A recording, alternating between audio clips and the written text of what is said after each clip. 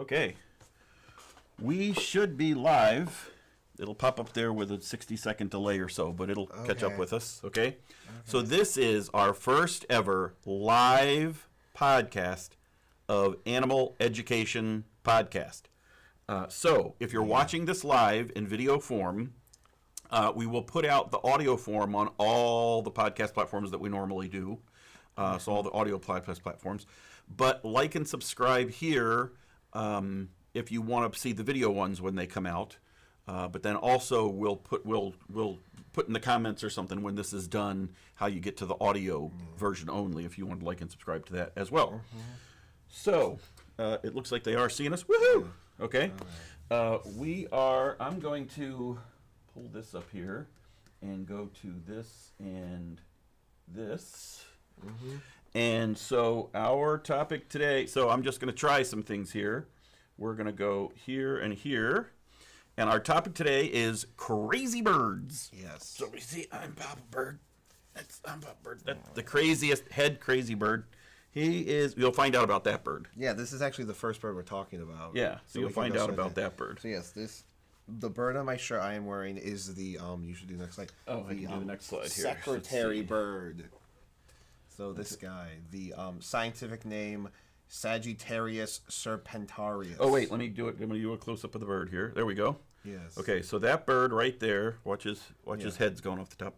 There you go. Secretary bird, Sagittarius serpentarius. Okay. So, okay, so now on the slide we can see here the Sagittarius. yeah. So what makes this bird crazy? No, we do that. Oh, okay. Let's do the facts first. Okay. So this is in all the animals today will be in the class Avis. Avis is all birds. Okay. So it goes kingdom. No, it goes kingdom. Is it phylum kingdom or kingdom phylum? I don't remember. Okay. Not important right now. So then we go to class. Okay. Class is all the birds. Okay. Class is Avis. Order is Acipithamupus, which is birds of prey except falcons. Falcons are different, but most birds of prey are in this category. So hawks. Oh, okay. Eagles, things like that. And his family is Sagittaridae, which is an extinct relative. So basically, just the secretary. And that's bird. A hint.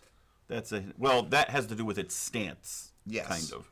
But yes. Okay, so Sagittaridae. It's a very interesting bird of prey. So it stands at 4'3". Okay. And its length is 3'7" to 4'11". So it's a large bird. Now the length includes the rest of its tail, or just I think so. I think so. Yeah. Yeah. Its wingspan is 6'3" to 6'11". So this is a big bird. Yeah. This is like eagle wingspan. Yeah, but it has these long legs, so it looks a lot big. It's basically an eagle, but it has these long legs. Long legs. Then its weight is 6.2 pounds to 9.4 pounds. Oh, pretty heavy for a bird. Yeah. Yeah, for a bird, that's pretty heavy. Pretty heavy. But yes, birds have hollow bones, so they can fly and things like that. Yeah. Its diet is small animals, which we'll get more into specifics later, but basically anything small enough that it can hunt. And then its ranges across sub-Saharan Africa. Okay. This would be a good book too. Okay. This book, the All Birds of the World. I'm going to go to the big camera so they can see here. Yeah. The All the Birds of the World book is a very good reference. Very good reference book. That's what we're going to be using. It's more just like listing every bird. So let's see. Where is this order? So we said order is September. So where did they put that in this book? Pause, please. Here, we can go back to this. Okay, need to find A. Small animals, range, sub-Saharan Africa, habitat, savanna, and chaparral. 267. That's where we're going. Wow, there's a lot of. It's every bird. Every bird. Except anything that's been discovered after this, which, yes, there were birds discovered this year. This is a pretty recent book, though. Yeah. We'll have to look. We'll look later, but this is a pretty recent book. Where's the page numbers? Oh, down the bottom. Okay. They're right in the middle. 267. Here. Yes. So, okay, so you can see its closest living relatives are the osprey and then hawks and eagles. Oh, and that's what this does. What this does, let me switch back to this. So what he's saying is that in this book, the birds on this page are related to one another. Well, on any given page, are related to one another. This is just a little like guide thing. So this is a good way to find birds that are in somehow related to one another because that's how they're organized. Yeah. So as you saw the first, so the closest relatives of secretary bird are osprey and then hawks and eagles. Okay. And then, so yes, vultures and owls are in their own. Vultures are in their own family. Owls on. Oh, New World vultures are in their own family. Okay. Old World vultures are also in this family. So we'll have to do something on New and Old World. Yes. Birds. We'll have to do Actually, an New episode on World animals complete because there's a big divide between a lot of them. That could be a podcast. Okay. But yeah, so Old World vultures, eagles, hawks, and then the secretary bird and Okay. osprey, which are worldwide. But yeah. And let's go over some of the cool characteristics of him. Actually, but last but not least, okay. so this was on the page. It lives in sub-Saharan Africa in savannas and chaparral. So Right. you know, Yeah, and that's on your slide I have up here. no, but like there's a map. On Oh yeah, they show you a little map, a color Yeah. map. And But it's everything. basically Yeah. all grassland south of the Sahara. And there are little essentially. QR codes with each bird, which you can go get more information. I don't have my phone hooked up that I can show you this, but let's see here. Oh, so here. So I just scanned the letter-winged kite, Oh, it brings you to eBird. and it brings you to eBird. I love eBird. So if I go to 3 here, which is I scanned the little QR code by every single bird, and it brings you to eBird, so that you get eBird's all a this really good information site. Yeah. about the bird. So this is a really cool. So it's not just what's in this book. It's by links. I have the condensed one of the birds and another one of the mammals. Okay. They're all full sets, but that Right. goes into deep detail. But yeah, you can get these two. And But that's so this will always have, since it goes to eBird, it'll always have kind of current information too. yes. Because eBird tracks birds Yes, and that kind of thing. eBird is where you can like submit your bird watches to scientists. So yeah. So this is that's I know we've been harping on this for a little bit on this live broadcast, but this All Birds of the World. If you're into avian birds, this is a wonderful book and ties to Yes. eBird and gives you a lot of resources beyond. Yeah, what's in and the also book. it comes with this handy little thing to help you figure Here, out. I'll what put it that means. so you can put it over there. All birds of the world, like Oh, a little reference card. country code maps on the back, and then front you got like a bunch of sciencey stuff. Yeah. Anyway, Okay. Okay, so back to our. go to the next slide because we're Just actually the talking honor. about why is this a crazy bird? Yes, it's a really tall, ground-oriented bird of prey, which is interesting. But my dad's given it the nickname of the kickboxer because its main strategy for hunting prey is to kick it, like to walk up and kick it with its legs. Yes, but won't it first? It'll kick it, but it'll pick it up in its beak, like a snake, and slam it on the ground. That's more of the other bird, which we'll talk about in a second. okay, But this okay. one will stomp too. We'll do that. Okay. But just to be clear, this stomp can be applied 5 times its own body weight in a window of 10 to 15 milliseconds. Oh, so like a sharp bam. Yeah. So it weighs like what, 8 pounds? Yeah, on 8 or 9 average? pounds or And something, it, yeah. like, so it's applying like 40 pounds of pressure in 10 to 15 milliseconds with a single kick. So it's like dropping a 40-pound dumbbell Yeah. on something. And it does this on its prey, like small mammals, lizards, birds, but most importantly, snakes. Yeah. Now, we're not just talking like, like a little like non-venomous python. Cobras, Right. pit vipers, some of those deadly snakes in the world. It's just kicking straight in the head. And if you want to show them this for a second, up there, You can see it's like. make sure it's in the camera. Are we talking about its legs specifically? Yeah, well, chest and legs, I kind of want them to see. So put it like. Well, I'm trying to angle it right. There you go. So I don't know if you can tell there, but really, really, really strong muscles. Because of course he's got a 6-foot wingspan, and he's a heavy Yeah. bird. He's got to fly. So really strong muscles down there, Yeah. and then those big old legs. When he kicks something, field goal. So I believe this is a collector figure, and to balance it, they put it on their stomach. Yeah, because his legs But are you so. can see the leg is here. Yeah, his legs are so thin. They gave him a base to stand on. Yeah. So And yeah. interestingly enough, it's not the only bird that does this. Okay. The red-legged Seriama, which is the one you're thinking of that does more Oh, than that the slings. head, Okay. but this one also kicks, is from Okay. South America, Okay. and is I put revolution. Darn it. Okay, it's convergent evolution. They had a revolution. No, convergent evolution. It's more related to the extinct terror birds, which are no longer around. Yeah, terror birds. So this is more related to modern hawks and eagles and old world vultures. Okay. While the Seriyama, which is on the slide, is related to terror birds. It's actually like their last living descendant, essentially. Okay. Okay. Which also makes sense because those are from South America. This is from Africa. So yeah. Okay. So that is the kickboxer, the secretary bird, and I got. And what makes him crazy is that he's a kickboxer. Yeah. That like, that like they'll kick the bejesus. This is definitely one of the favorite birds among my family. We all really like this bird. Yeah. I do believe my mom quite likes it a lot. So yes, next though, we will be talking about another bird that kicks, but this bird's different. Okay. So next up, we have one of the largest birds on the planet today. Do you want to do it in the little camera? Next slide. There you go. Yeah. Well, in the little camera. This is the southern cassowary. There are 3 species of cassowary, but this is the largest and most famous one. And some of the things about him, like if you tilt, he's got that thing on his big cask on his head, really bright blue and red face and red neck, and the rest of him kind of looks like a ostrich or a emu. You know, kind of like think of a running bird. We will talk about that, but the only other animal in their is it order or the only other animal in their family is the emu. So it's the 3 species of cassowary. Okay. And then the emu. Okay. Okay. Where would you be in this book? So it's order. So southern cassowary, which scientific name Cassowarius. Cassowarius. I know, crazy stuff. Cassowarius. Okay. As we get better at lives, I'll have more stuff prepared to show you. But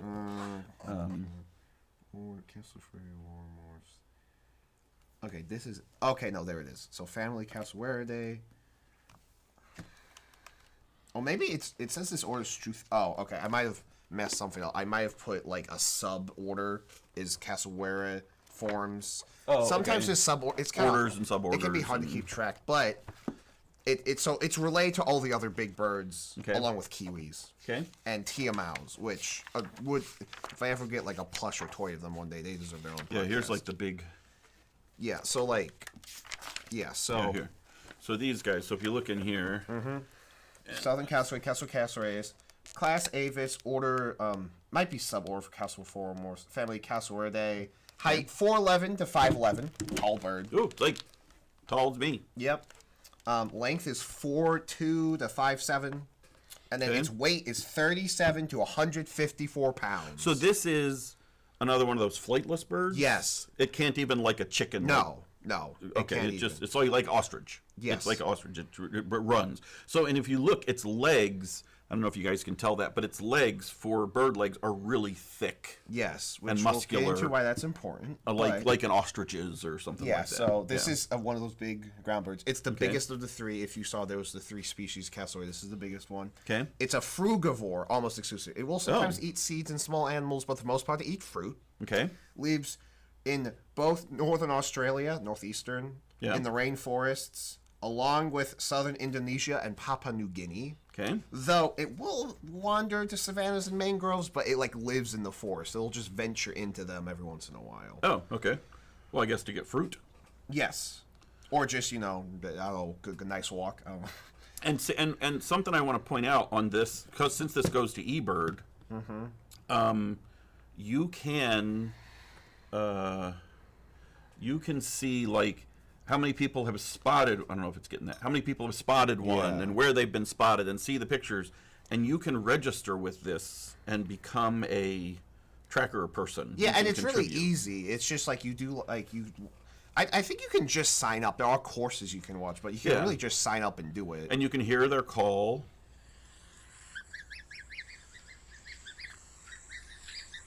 Yeah, so lots of... Again, I keep coming back to this book, but I just think my dad has called this southern cassowary the enforcer because it has a strong defensive abilities. It can jump and kick. Now, kicking, that could be pretty dangerous in general. Yeah. But this bird, on its inner toe, has a 4.7-inch claw. It's like an extra big... Okay, you can really see it. It's not really well in the toy, but if you see this image or just look up real images... Yeah, look up southern cassowary. You looked up, you'll see... Yeah, the innermost claw is extra long. However, despite this, it really doesn't attack people. it is somewhat infamous for its attacking people. Yeah. But despite this, there's been 150 attacks recorded. That's in the past. Yeah, like 150. That's not a lot in the grand scheme of things. Right. Right. And most of them were because people were trying to feed it or they were messing with it. Okay. Basically, people were asking for it. You're walking up to this large bird that is relatively skittish and defensive. Right. And the only 2 times it's ever killed anyone was once a bunch of kids were trying to kill it with clubs. Okay. And it killed one of them. Okay. And we call that self-defense. Yeah. Yeah. And then the other one was a 75-year-old man fell in an enclosure and was found dead. Okay. So allegedly the cassowary might have kicked him while he was down, but we don't actually know what happened. And did the guy freak out and scare her or whatever? So in general, respect their personal space. Don't feed them because then they might habituate to people and come closer more often, which can be bad for both them and you. Right. Because they could hurt you. You could get them hurt. Like, it's just best to leave them alone. Right. Right. Observe them from a distance, obviously. Right. And, sometimes things might happen. There's one tale I heard on the internet where someone got kicked off a small cliff into the ocean by a cassowary. Like, I'm assuming this is like a little beach with like a 5-foot drop. And the guy was fine. It's just really funny that some guy got drop kicked into the ocean by a cassowary. Yeah. But yeah. And of course we discussed the closest living relative of the cassowary and its 2 other. This is the southern. There's also northern dwarf. Is the emu. Is the emu, yeah. Which could easily have been in this podcast. I want to save it for another day. Yeah. Because, there's the emu war. That could be its own podcast. That could be part of like a human interaction podcast. But, yes. And I guess looking at this, the only way that every bird in the world could be in this book is if it did this. Basically, most of the information's online. That's because they do. The book would have to be this big. They do sell a version where everything's like laid out. Oh, okay. But it's like a big encyclopedia set that's like $1,000-something, I think. Yeah, and having the online. Yeah. There's always going to be current information. Anyway. So so that is. That little monkey. Yeah. Bird. Also, it's funny that this is a Safari LDD toy. I love Safari. They're in the States, so they're pretty easy to get. Oh, did I not go to the Enforcer page? Okay, people can look at that now. Here, I can go to Enforcer. The Secretary Bird is Collecta. I believe they're UK based, so they're harder to get, but they make good toys too. Okay. So yes, I love Safari LTD. I grew up with them. Collecta, if you really want some more like interesting animals, because they can have like the most random animals on the planet. Yeah. Yeah. So anyway, next up. Okay, so now we're going to go to, and I'll be on the right slide here. The 3-wattled bellbird. Now, see this bird has these long little, you can think of like on a turkey. Here, I'll switch over to that camera so you can show them real close up. These long, like little strandy things, like a wattle on a turkey, but really long and thin. Yeah. And you know what a turkey does, right? Gobble, gobble, gobble, gobble. You hear him gobble, gobble, gobble. So that's just a clue. That's a hint as to why this is a crazy bird. Yes. Okay. But let's go over some statistics. Go over. So this is the 3-wattled bellbird. Okay. Class Avis, Order Passeriformis. Okay. That's just songbirds. Right. It's a very like I can turn like 420. We're already in that, and it's literally the rest. It's like the rest of the book. This is most birds. Is Passeriformis. Okay. Okay. This specific family is Conigitidae, which is a lot of Central South American tropical birds, which makes sense because this is another frugivore, so fruit. Okay. This one's like almost exclusive. The cassowary will dabble in other things, but this guy basically only eats fruit. Right. From western Honduras to eastern Panama, okay, which includes Costa Rica, which I will be going to this spring break. Yeah. So there is a chance I could see this guy in the wild. Or hear him. Yes. And he lives in the montane forest when breeding, and then migrates down to the mangroves in the interim. So either in mangroves or in like the cloud forests. Okay. So yeah. But why is this guy here? What makes him a crazy bird? Okay, I'm going to be honest, finding this guy in here would be a nightmare. Am I going to the next slide? Yes. Okay, so... I mean, I could try to find this guy in this book, but that might... No, he's fine. That might be a little difficult. There. So, this bird has one of the loudest bird calls on the planet. Like, the second loudest. Yes. Yeah. Guess how many decibels. Don't read it. Well, it's going to... I just saw. Okay. You guess. Well, they can see it too. Comment. Make a comment either under the video, either in Whatever. the comments or under the video. He's trying to farm interaction. Okay. That's right. Farm interaction. That's right. It can reach 100 decibels. Yeah. Now, do you know how loud that is? Just like in general. Well, loud. Comparisons are to a helicopter, Yeah. a subway train, or a motorcycle. Those are 100. Yes, those are Average? 100 decibel. Yeah. Okay. This can be heard up to half a mile away. And these birds aren't like. Oh, I Huge. forgot to go over the size on the last slide. Yes. Yeah, here I can go back. Length 9. Oh, I messed up. Sorry. 9.8 inches to 12 inches. Yes, that's what I believe. Yeah, that's what not I meant. 9 foot 8 inches to 12. I messed that up. To 12 feet. Sorry, you can see on the second one I did it right. Yes. No, I think. Yeah. Whatever. We I were, meant. we were gonna this. We'll do better next time for live. We were nervous about live. I thought I did okay. Yeah. Okay, whatever. Its weight 145 grams in the females, Right. which are just like olive with like yellow stripes. Okay. They don't look anything like this. They're sexually dimorphic. Okay. Well, the males here are 220 grams. They're not that big. Okay. And their waddle is 3.9 inches long. Okay. So for reference, I meant to put a dot there. Oh, sorry. So yeah, it's like 9 inches, 9.8 inches, or 12 inches. So it's Up like to a a foot long. Yeah. Yeah. Yes, its waddle. Beak to tail. Its waddle can be like a quarter of that or a third Yeah. of that. And they're just like these little. I mean, they look like little long Yes. pea pods or something. I mean. And the waddles, we're not sure what they do. When they call, they extend a little, but they're still flaccid. Like they're not gonna like stay like this or anything. Yeah. And then they might be used to impress females or intimidate males. Okay. We're not sure what they do. That would be my guess. Yeah. Only the males have it. Yeah. They seem to move during calls and interactions. I believe they're for some form of communication. We don't know exactly what. Like a cardinal maybe flying around your yard, marking off his territory or something. Yeah. Yeah. But this is only the second loudest. Okay. It has a close relative that lives in the same place. The white bellbird that you can see only has one thing. So don't look. Oh no, wait, Bilbert, I haven't looked. Guess how loud it gets compared to the 150 decibels. 125. Oh, well, it's still pretty good. Which is the same level as a rock concert or a jet taking off. Oh my gosh. So 85 can hurt your ears for some time. So, Right. like, if you're staying next to a 3 wild bellbird for some time, it might hurt. It's gonna hurt. Yeah. If the white bellbird makes a call right next to you, it could burst your eardrums if it's right next to you. So, yeah. Some very loud bird. Don't have lunch With a white bellbird. with a white bellbird, Yes. particularly if it's a restaurant with poor service, and he's gonna get aggravated and yell at the waiter. And somehow, what did my?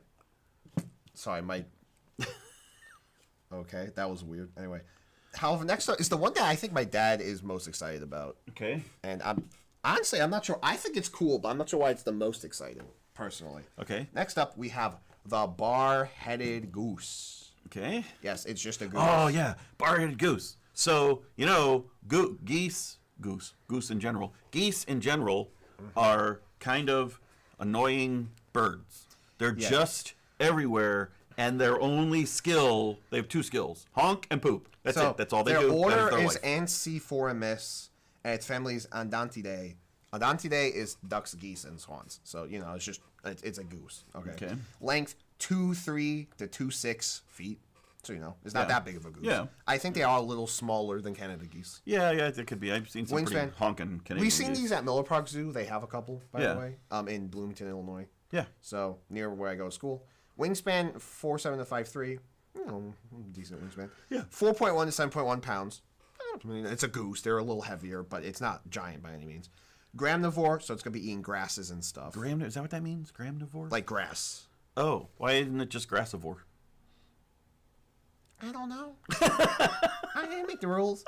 So they nest in the Tibetan Plateau, which is a cold desert. Yeah. Like north of the Himalayas. Yeah. And then they winter in Southeast Asia, so like India and stuff. Okay, so And they primarily eat things like nowadays in there. So when they're in the Tibetan Plateau, they steer near lakes in the cold desert. Right. But when they go south, they actually nowadays go specifically to cultivated fields. Okay. and survive off them. I want to do something for the viewers. So I'm gonna go to here, and I'm gonna go to. And where did you say they? They nest in the Tibetan Plateau.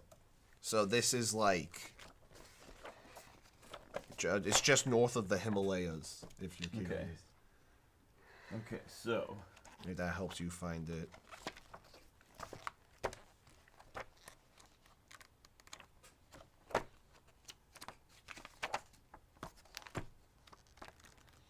okay, so this.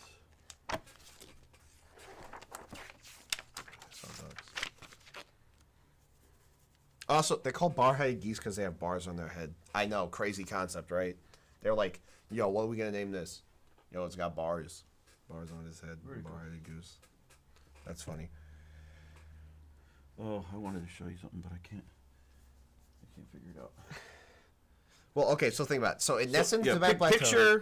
Picture where these things are. So, Tibetan Plateau, which is north of the Himalayas. And then when they're not breeding, they go to India, which is south of the Himalayas. So Okay, basically, so think about that. How do they get from spot to spot? now you may think the easy answer is, okay, well, there's these giant mountains, so they go around, Nope. If they were not crazy birds, they would would take a little jitney or a little cab or a little Uber, or they'd go around the mountain, or they'd find a little mountain pass valley or something. They migrate straight over the Himalayas. And I don't mean they find a valley and they go over it. No, the highest point. They've been heard flying across Mount Makula, which is the 5th highest mountain in the world. And allegedly, they've been heard over Mount Everest, which is 29,000 feet So, in the could you air. imagine you're with And Mount Makula is 27,000. an expedition guide climbing Mount Everest, and you get to the top, and you're practically dead, and you're frozen, and you're standing there, and then you just hear honk, honk, honk, honk, and this goose just casually flies by, Yes. and then heads down the other Now, side. they've never been recorded that high. They usually migrate at 21,460 feet, still an achievement. The highest they've ever been seen at for sure is 2,300. It's 2,300 feet. 2,300, 3,000. okay. 23,000. Okay, 23,000. 230. It's on the slide. 230. I got the slide up there. Yeah. No, next slide. Oh, next slide. Sorry. Okay. But yes, Okay, so- but they've been heard flying across Mount Makula, which is 27,825 feet tall. So they probably do fly higher than we've seen them. Right. But yes, And Mount Everest. Mount Everest, they've Mount allegedly Everest. been heard. Allegedly Mount Everest. Yeah. So yes, these guys just go straight over the Himalayas. How do they do that? They take deep breaths. Literally, I'm not kidding. They take extra deep breaths for a bird their size. They have higher affinity hemoglobin. So it absorbs oxygen. Yes, more has efficiently. higher oxygen affinity. Okay. I learned about this in my environmental physiology class. Okay. So affinity means it's more likely to get it. Yeah, And the yeah. thing is, so when the blood is near the heart and lungs, like Right. in the lung, it will be higher affinity. But then when it goes to the extremities, it will lower its affinity by having either more CO2 or more affinity for CO2 or more affinity for acidic compounds. Okay. Which then will cause the oxygen to leave so it can go to the cells. Okay. So I just learned that in school, and I wanted to talk about it. that's an But yes, interesting fact. higher blood affinity, extra capillaries to pump oxygenated blood from the heart. Okay. Capillaries are the smallest, so more of lots of little small blood vessels to get the blood to where it needs to go. Okay. And its mitochondria are closer to the sarcolemma, so like the edge of muscles, basically. Okay. So basically, the oxygen has Way more efficient. Yes, the oxygen. More oxygen is collected, more oxygen is taken by the blood. There's more blood vessels to take the blood, and once the oxygen gets to the cells, it has less distance to travel.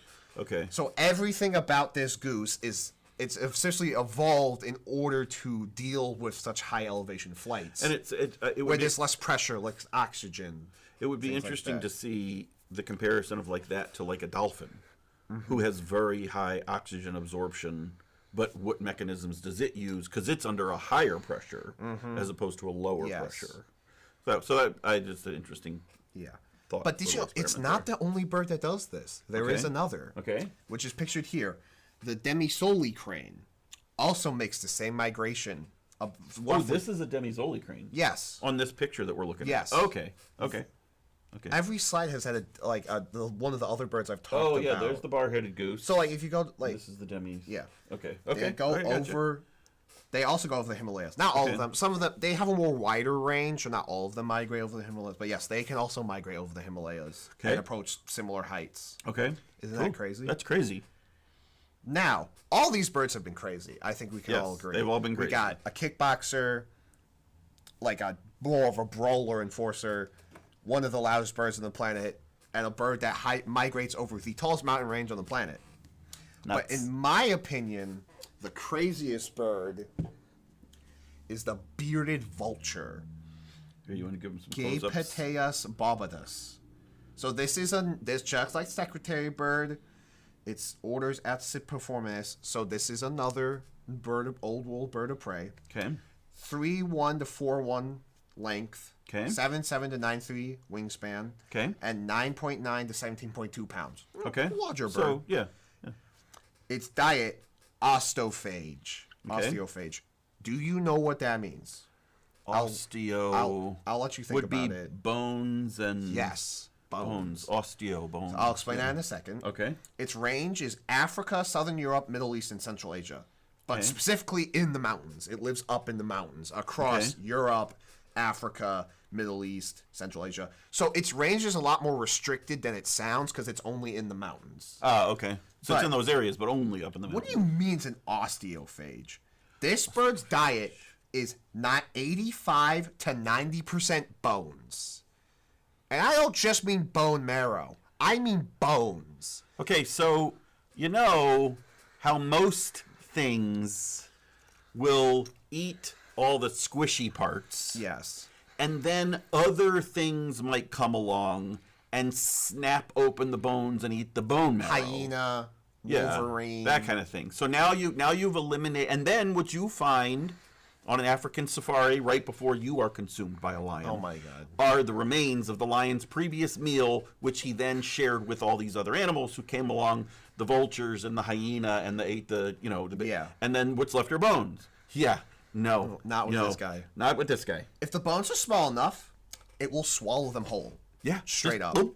However, if they're too big, it will go 160 to 490 feet in the air and drop them onto rocks, where they will then shatter into shards, and it will swallow these, including the shards of bone whole. Bone shards. How many times were you warned as a kid, don't eat a chicken bone, don't feed a chicken bone to the dog? Yeah. They'll end up porcupined from the inside, whatever. No, this bird, Yeah. bone shards. You know how sharp bone shards are? People used to make weapons out of bone shards. I think some people Some do, people though. probably still do make weapons out of bone Yes. shards. This bird makes them for fun. Now, what would be an interesting matchup would be if this bird could hand off his bones to this bird, who could drop them from 23,000 feet, and maybe they turn into a nice, like wheat ground. No, I do know ground for a meal fact or something.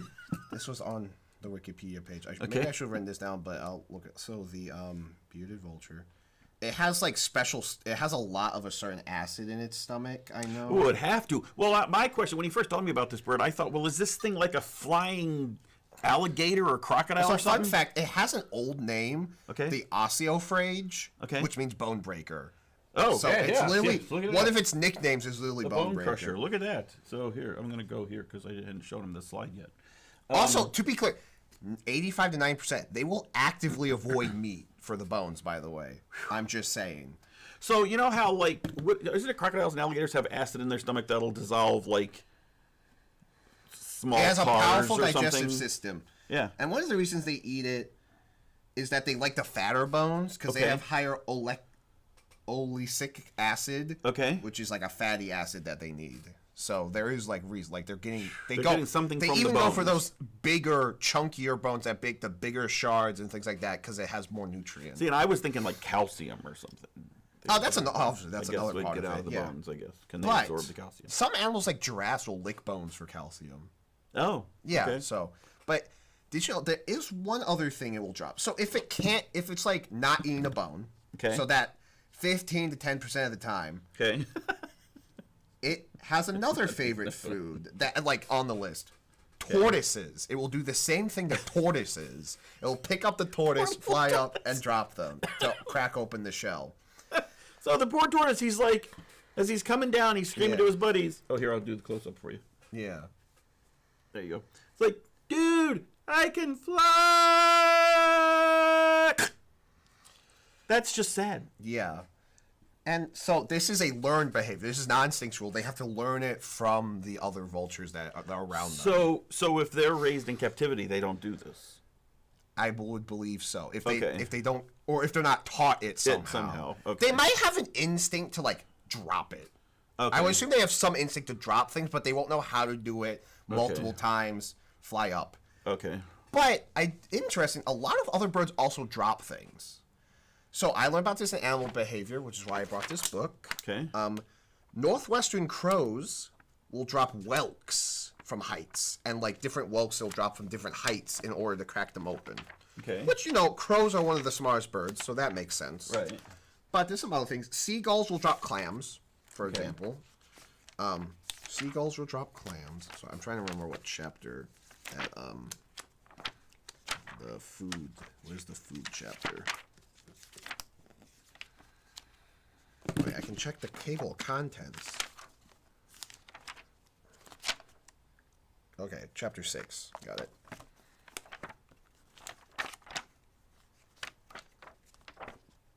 Chapter 6. Yes, so they have a graph where they found that northwestern crows will drop larger whelks from higher distances in order to crack them more easily. Okay. Seagulls will do the same thing with clams, and golden eagles will do the same thing with tortoises that the bearded vultures do. Okay. They drop them from height in order to crack their shells open. Okay. So clearly, this is a thing birds do. Some birds do, but no yeah. other birds do it with bones. That's why this is special. Yeah, well, like think about in other areas of the wild how few things actually eat the bones. I mean, a lion will chew on a bone Hyenas will crack them open for the marrow. for the marrow. Right, but they're- Wolverines will do the same thing. yeah, but they're Like not their actually own. eating the bone. Yeah. Like they're busting it open, they're chewing, gnawing on it, you know. Yeah. But they're not like tearing shards off a bone and eating Yeah. them. Also, interestingly enough, so the first image was of the nominate subspecies. Yeah. But the second image is of the other subspecies. They're almost identical, and the second subspecies is just more African, while the other one's more Europe and Okay. Asia. Okay. They can still interbreed. That's the subspecies. They're just slightly different. Right. I think they might have like slightly different patterns on their backs or something. Okay. I just wanted to bring it up. Okay. I just thought that was interesting, you know, because it's always interesting to bring up subspecies. Yeah. Let me see something here. I guess we can do. I will say the chicks eat more meat. The Yeah. chicks eat more meat than the adults do. Yeah. I also believe I would think their digestive I think system they isn't also developed yet. you see this reddy orange like belly they have. Yeah. I believe they'll also rub in like red dirt or maybe even blood on their heads to get the same color to display. Oh, okay. So that might not be 100% naturally occurring. Here, I'll put him up. No, this is, but I think they put it more on their head and stuff. Oh, so showing the thing. So like you see the stomach's more orangey. That's natural, but like they also try to put like red dirt or maybe even blood on their head to get the same effect. I gotcha. So, yeah. Okay. And in my opinion, that's the craziest bird is the bearded And vulture. see, I always thought of birds as they had to kind of be careful. I mean, even like the big, like eagles and stuff, they don't get in fights if they don't need to because their bones are hollow. And Animals don't get in more fights if fragile. they don't need to because Well, it's but I mean, I dangerous. think they'd be. I always assumed they'd be more cautious than most other animals. But these birds are just like, throw caution to the wind, man. Just kicking things, and screaming at things and flying as high as they possibly can. Dropping bones to swallow their shards. Yeah, and beating people up. And also it's called a swallowing bearded bones. vulture because it has a little tiny beard. Oh, it has a little tiny beard. It's really, here, you really gotta can't show see that it on one. this figure, but yeah, it's this little tiny beard. Yeah. Yeah. Too crazy. So yeah. So That's just some. There's lots of other birds. I'm looking right now. I forgot one of the close relatives of this palm nut vulture eats primarily like palm nuts.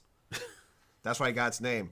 Or like the emu. If you ever heard of the emu war, that's a crazy thing. oh yeah, go look up the emu war. We'll do a podcast on it eventually. There's 2 of them. Didn't they do it twice? It was kind of the same. It's complicated, but yeah. Yeah. You look up the emu war. war. Literally, EMU. The emu war. 2 words. Emu. All I have to say is the emus won. Twice. Yeah. Yeah, and they weren't fighting like Boss Baby. I mean, They were fighting soldiers military with machine guns. a military, a national military. Yeah. Yeah, and the emus. But you know who did eventually beat the emus and then they had to get protections? Who? The farmers. The- Once they said the farmers can do it, the farmers got the job done. That's why nobody invades the southern half of America. But yeah, so, or like, there's so many other crazy birds. Albatrosses flying across the ocean all the time. yeah. Kiwis. Have you heard about kiwis and their eggs? Oh, that's No. horrifying. It will, yeah, but We'll still, have like, to do another one. I And- do see another crazy bird podcast in the future. And smart bird. Some birds are so smart. Crows can learn water displacement if you teach it to them. Yeah, but they can figure it out. Yeah. They will figure. There's so crows- smart. So when we say bird brain, you got to be careful how 'Cause, you like, use that term. A lot of crows and parrots are equivalent to like a 4-year-old child. Yeah.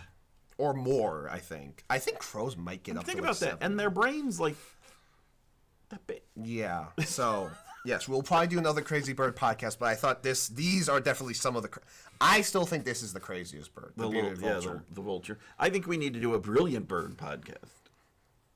So, chime in if you want a brilliant bird podcast. Now we're below in the thing, or send us a comment or something if you want a brilliant bird podcast. Yeah, but I definitely see another crazy bird podcast in the future. Yeah. So yeah, I hope So- you all enjoyed this. I'll make sure to spell check my PowerPoints. Yeah, we'll get better at lives. We were Yeah. a little This was a flustered for test today's run. live. But go check out the other videos. There we were because we prepped for those and did stuff. But I mean, not that we didn't prep for, but we had more time to double check afterwards. So. Yeah. So go check them out. There's like 40 audio episodes and I don't know 30 some video episodes. So all the podcasting platforms, Animal Education Podcast, James Pino. Yeah. From check now them on, out. we will be using these PowerPoints too. I'll make sure that. Yeah, because that way we can leave them up and you can go reference And them. we have I'll a script. I'll put the PowerPoint if I can. I'll link it make in there. I'll make edits before we officially post Yeah. that one, so we All get right. rid of the errors.